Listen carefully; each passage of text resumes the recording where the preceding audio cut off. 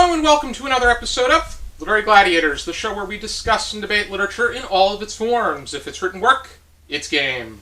Let's meet the panel. Hi, I'm Cyndi. Tara. I'm Ari. And I'm Josh. And Cyndi, it's great to have you back for your 7th season in a row. Thank you. Good to be here. Anything new since last season? Well, I've got my first draft done of my novel. Excellent. So I'm working on editing that. So that's coming along.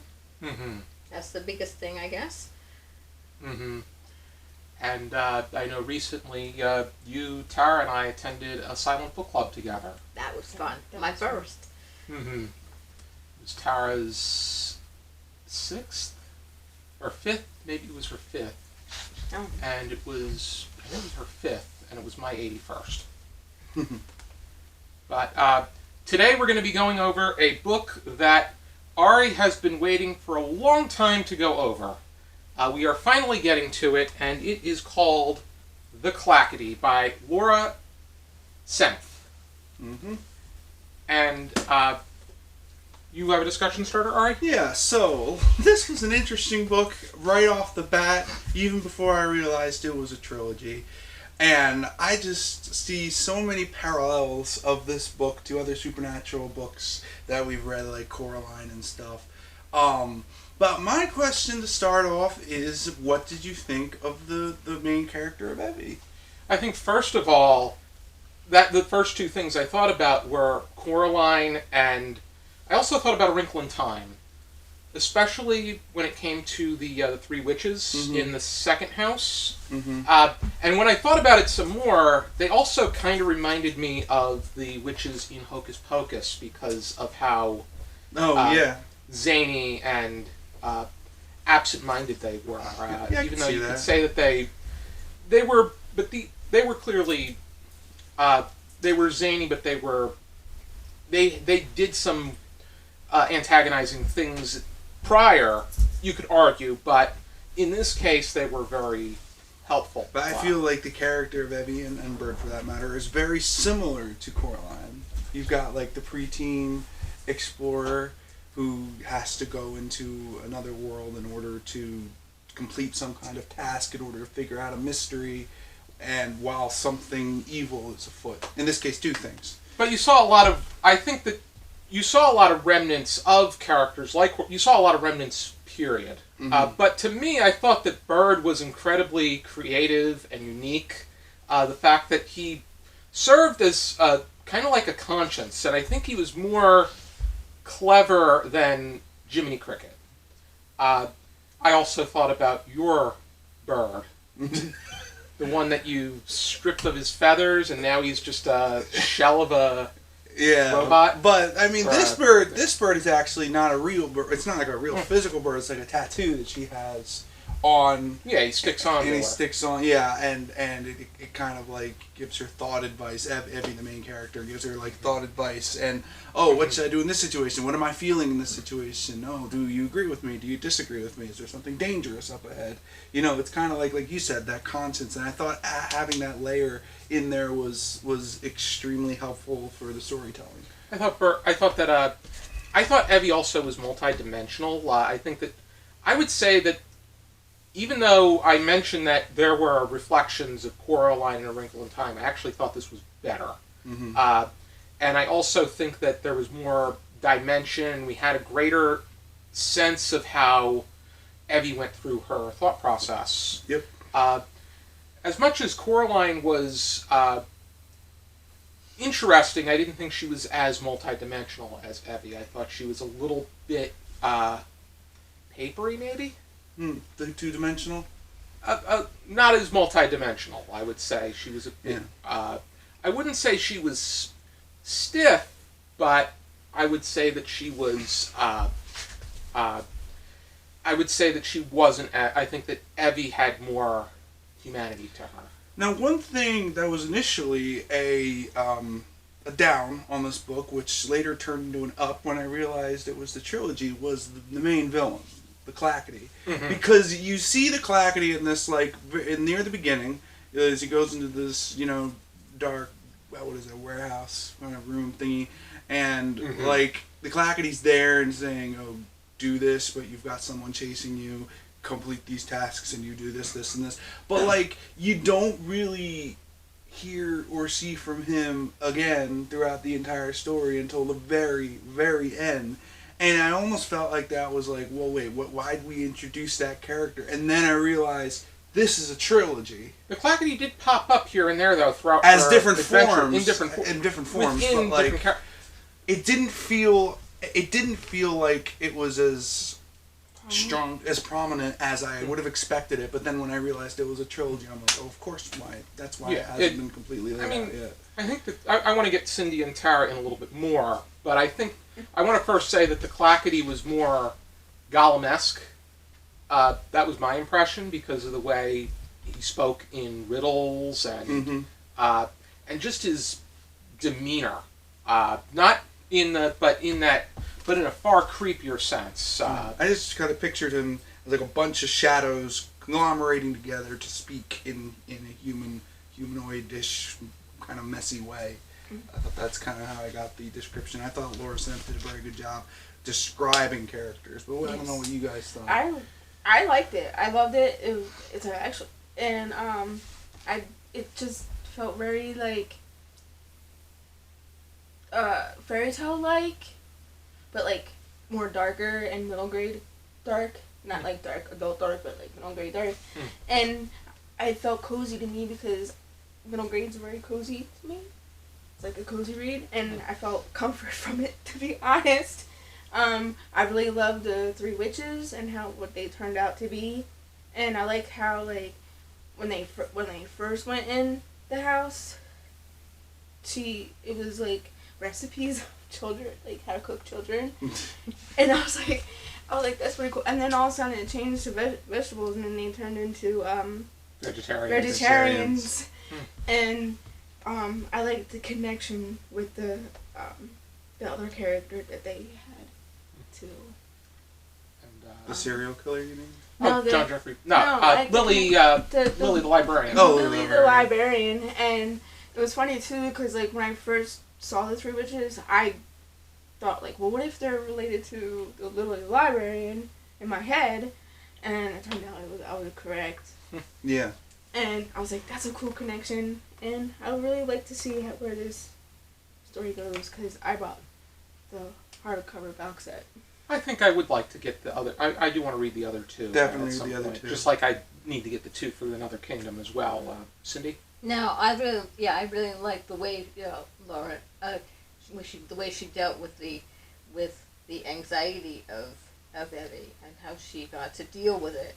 Really, instead of like in Coraline, she was flat, so she was much more two-dimensional and not. She didn't really deal with her emotions, whereas Abby is dealing with her emotions throughout the thing. That's kind of what Bird is there for too. But Coraline is also a much shorter book than this, I think. And also, Coraline is not a trilogy. True. So the opportunity to delve into deeper, more thoughtful versions of the character were present here. Now, also, another reflection from Coraline that I see in this book is the use of coins that they put over their eyes. Yeah, that was cool, and how she... That was creepy. She had put coins in her eye to, like, see better in the one... And so so she could not be seen. Yep, so she couldn't be seen. That was interesting. Mm-hmm. And then each thing the witches gave her was actually very useful. And I thought it was really cool. And especially the one where... Like, she was to give the flower to the mother, and she turned into another door. Yeah. That was cool. Like a tree house. Yeah, I thought the whole Seven Houses thing was just really interesting. I always wanted to know what was in the next house and what was... I definitely thought that the house with the people with the actually, she came back later with the pennies in their eyes. I just thought that the whole house number three. House when number they three with the two doors. Two doors. You open another door. It goes to another door. And I just thought that in general, like I think the house that stood out to me was the penultimate house when there's like a gap and she has to cross the gap. Mm-hmm. Oh, the one when John Jeffrey Pope pushed her in. Mm-hmm. Yep. And she was. I mean, I thought that was very. And that goes to show you that antagonists are antagonists for a reason. They're not gonna play fair, and that they'll break the rules. And they have no remorse for breaking the rules. Whereas someone like Evie, there are instances where she's going to break the rules. However, she does feel a sense of remorse for any kind of decision that she made, especially if it's if it's a seemingly innocent subject. Yeah. But people like John Jeffrey Pope and the Clackity, because the Clackity is, I think both of them, number one, are basically just the same coin but two different sides. Right. They try to. They're like the Democrats and the Republicans. They try to make it seem like that they're against one another, but they're actually working together. They're working together to just wreak havoc on your general people like Evie and Aunt Des. And, I love that name, Desdemona. And then another thing I really liked how like the birds were on the wall in the building, and then they were there as protection of something else. Yeah. And then all of a sudden, like I love how at the end the birds moved to where she lived with her aunt. Yeah. This morning. That little tidbit was like really cool. I really And that's liked gonna come into importance when you read the other It ones. reminds me of the bird. There were bird figurines that, like, you put them up on a wall. That was on my grandparents' bedroom wall above their closet. So it reminded me of that some. Only this is a more morbid edition. This one was more. That one kind of reminded me more of like the Wallagoose. It is worth mentioning that even though the story itself was set up very well and she was very good at describing the landscape, I honestly didn't like the illustration. I thought that it was very clunky, and I don't think that it really did the story all that much justice. You know, I wasn't a huge fan of the illustrations either, but I wasn't really paying attention to them. Like, the houses just felt like they were all clumped together. It just seemed like they were trying to get something down. And I think one of the most inaccurate was when you had, when Evie was working on Aunt Des when she was made into that doll. She was wearing a nightgown at the time, an oversized nightgown, when she was, instead, in here, she's being depicted as... Well, a lot of times the illustrations come first. Yeah, as a, she's wearing looks like a t-shirt and maybe, and jeans, it looks like. Yeah. The thing is, like, I looked at the art, whatever, and I just dismissed it because it wasn't what I pictured in my head. I can understand that illustrations may come first, but I think you got to communicate. The writer and the illustrator need to communicate that what they're expecting. I like the cover pictures, but I don't like the. I honestly don't think this book needed illustrations, but that's just me. I read the whole thing without even. I can't even remember. I kind of agree with you as far as it didn't need either better illustration or just do away with the illustration. Yeah, I didn't. I felt like the description by Senf was so good that it didn't need an illustration. And if you want a visual, you could wait to hope that it gets adopted into a film. Yeah. Or a miniseries, or a TV show, or whatever. I really hope it does, because I think it's worth it. It would be a very good movie. Yeah, I agree with that. I think agree. that it would be a really good movie. And that way we get better illustration. Or depictions, anyway. Yeah, What did you think was the darkest or the creepiest part in this book? Well, definitely the whole, as I mentioned, the house with the ghosts and the penny the That coins on their that was very creepy. I enjoyed it. That was like the part that I thought it was stuck out interesting. It was very thought provoking. I know you said that. You agree with him, Tara? You did too, Cyndi, or? Yeah, that's pretty, yeah. That was creepy, but then I also did some research. I did some small research, and I also it reminded me of a Supernatural episode where there's a certain type of entity where you actually have to put coins on. Oh yes. And they're like gone. I think it was the episode with Baby, the baby episode. That's what the Impala is called, Baby, by so the Impala episode. I also think the initial encounter with the Clackity was led up to well and was very dark and sinister and creepy. I also thought was an interesting fact that we started out with her house that she grew up in with her parents, and it ended with John the- Jeffrey Pope's house. John Jeffrey yes. I think the creepiest part was seeing her Aunt Des as a doll. Yeah, that was Just because, not Yeah. that it could actually happen, but just the nature of her being shrunk down and made into something inanimate is Right. just very discomforting in its nature. 5 characters Yeah. in search of an exit. But the Mhm. thing is, though, Something that was filled with life is just something that Yeah, and I would becomes think that small For and Effie, I still. would think that would be the creepiest part.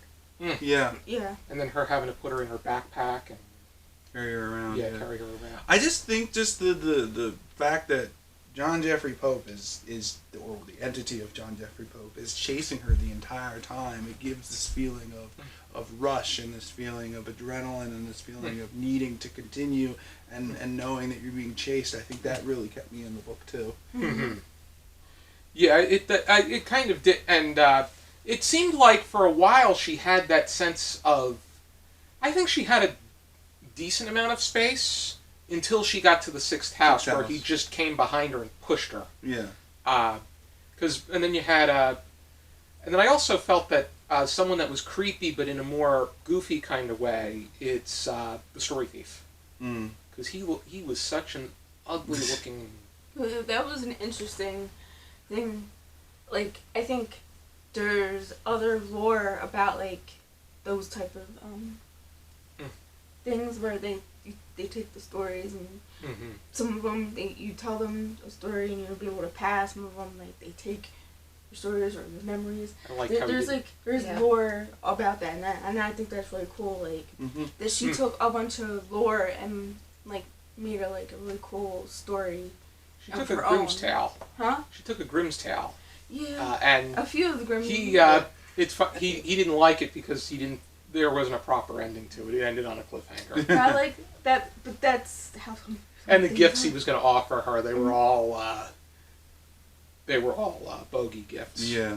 I think it was a beautiful start to the trilogy. I believe even as a standalone book, it was pretty good. Mhm. I thought the Clackity was a very menacing and in the shadows type of villain. I thought the journey was interesting, like I mentioned, just the feeling of being followed by a serial killer the entire time, and the way that Evie is written, and even the way that Bird was written, and all the intervening characters were written. Like, there was not a single character in that story that I don't remember.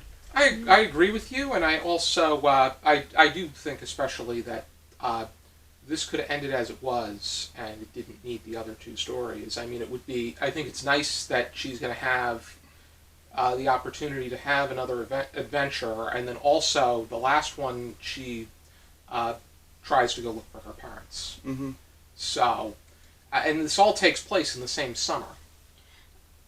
It's called the Blight Harbor series. Something tells me like the beginning, there was clues in what she went through with her parents. Mm-hmm.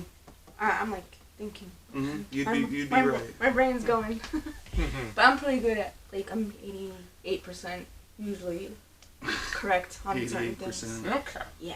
Where'd that number come from? Because it can't be Arbitrary 99% because sometimes I'm totally off. Okay. That's why I say 88%. So Why not 89 or 87%? Well, how about a nice round number? I don't know. I like 88. Alrighty. Do we have any final thoughts? I was thinking because you guys said that you see the Clackity as a villain. I'm not sure. I didn't see it really as a villain. Sort of like more leaning toward trickster / arbiter. What with the tasks that were involved. I mean, You haven't read the last two he books yet. plays hard to get to. And I think that the ultimate antagonist, at least in this book, is darkness itself. Yeah. Mm-hmm.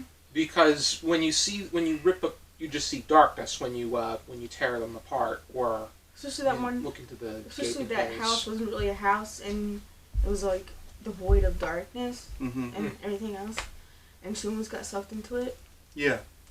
But it may not feel. That's kind of what I was alluding to earlier about how it felt like the Clackity was a little underutilized, but that's because like he wasn't as prominent as a villain. That's because you got to read the other two books. Okay. I know Josh says it's a good standalone, but there are some characters that do kind of go through all three books. Oh, so he's still developing. He's still developing. Okay. Mm-hmm. Alrighty, how would we rate this? 0 to 5 stars, half stars permitted. Cyndi?